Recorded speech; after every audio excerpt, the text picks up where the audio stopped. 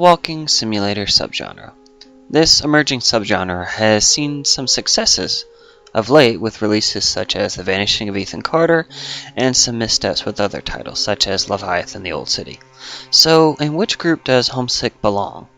Well, a little bit of both actually. It's not a failure or a bad game by any means, but there are some missteps and some poor design choices that hold it back from what it could be.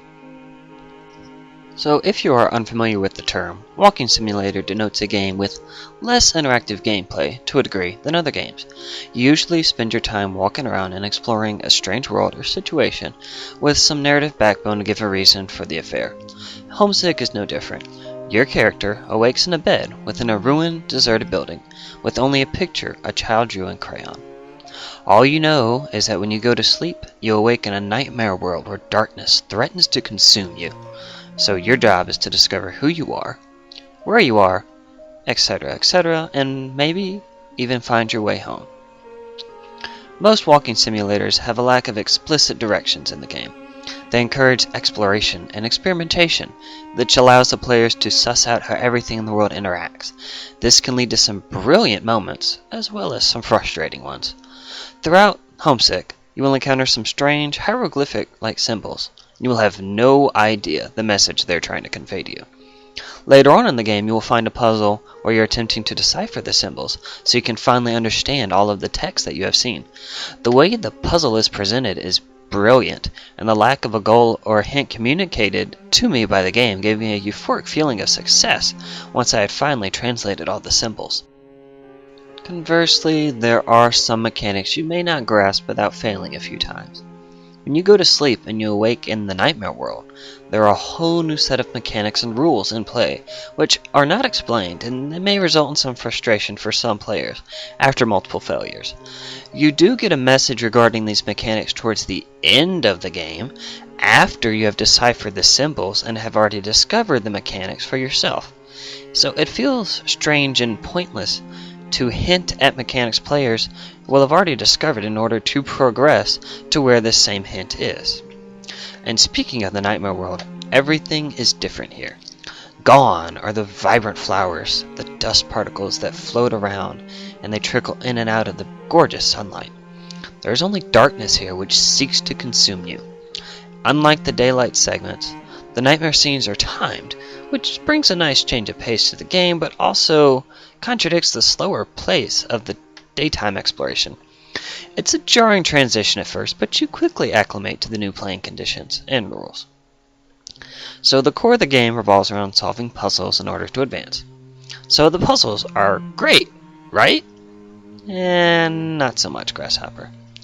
There are 6 areas in the game, and each area is basically a puzzle in and of itself. Of all the puzzles, though, only one was particularly memorable or challenging in any way to me. The rest of them are either over too soon, or the solutions are so simple that they don't really stick around, and they're not very memorable.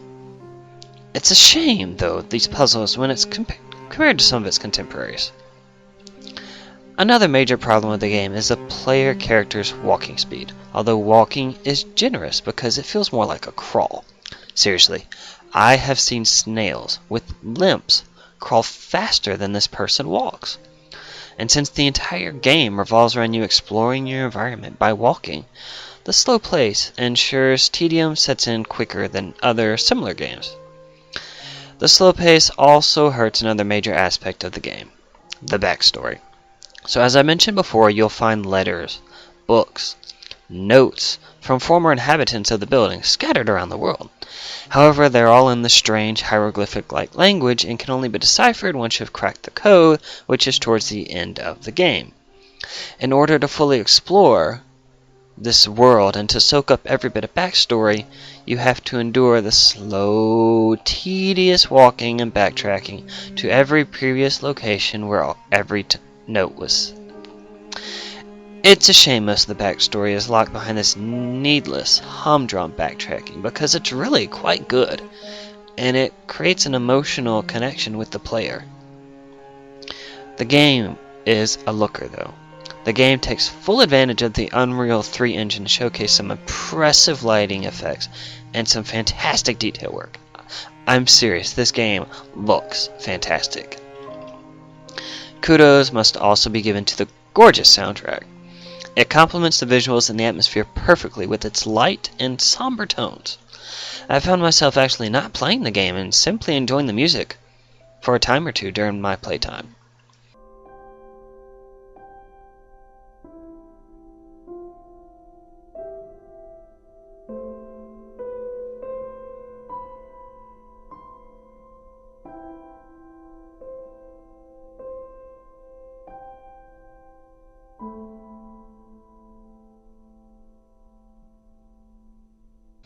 So overall the game runs well. The options are extremely basic, so don't expect much customization. However, twice during my playtime the frame rate dropped below 30 without any recording software running. However, besides these isolated incidents, I encountered no technical hiccups and I was able to run the game on high settings with no faults. So the largest issue, besides the walking speed, is the length of the game. I completed the game in 2 hours, and that was with me doing some additional exploring, and like I said, just sitting there listening to the music. Astute players, or ones who don't want to explore the world, can probably clear the game in as little as 1 hour. And see, unlike The Vanishing of Ethan Carter, I cannot enthusiastically recommend this game because the narrative takes a back seat to the sparse puzzles, which works because if you want to suss out the narrative like in Dark Souls, players who want to do that can do so at their own pace, whereas other players can just experience the game. But since everything takes a backseat to the puzzles, and the puzzles aren't very interesting, it's kind of a detriment. And see, Ethan Carter could be completed in about 3 hours. The story and the world were so engrossing though, and it was so well delivered, that to me the price of entry was more than justified. With Homesick, I'm hesitant to recommend this game at full price unless what you have seen or what you have heard and anything I'm saying just interests you. Otherwise, I would recommend you might want to wait for a price drop to get the most bang for your buck. So, what does your purchase net you? The game is selling for $15 on Steam. Like I said, my playtime clocked in around 2 hours with some additional exploring. There really is not any replay incentive unless you want to go back and read the deciphered messages, and there's not a lot of meat on these bones, so be aware of what you're getting into with this purchase. However, since I have published the review on the website, the developers got in contact with me to make me aware that the soundtrack is included with your purchase. So I'm actually more willing to recommend this game because the soundtrack is just absolutely gorgeous. So the bottom line, Homesick is a great example of unrefined mechanics having a negative impact on the game experience. The game is not without its merits, but it has some questionable design flaws which cast shadows on the entire affair. The moment of artistry, when you awake from a nightmare and watch the dust particles float by your face, carried by an unseen wind, which leads your eyes to the windows, which cast light upon the room, and the rest of the dust that floats aimlessly about. It's a very zen-like and it's a very calming and it's gorgeous to see. The pros: fantastic visuals, sublime soundtrack, interesting backstory, and the one particular puzzle that stands out to me, and it has this great organic feedback within the world. The cons: it's extremely short with minimal replay value. At times it can be a bit too obtuse for its own good. Painfully slow walking speed, and an abrupt ending. So, final verdict, a limited appeal, but like I said, if anything that I've said has interested you, and you don't mind the short length, then I highly recommend checking this game out, especially for that soundtrack. It's so good.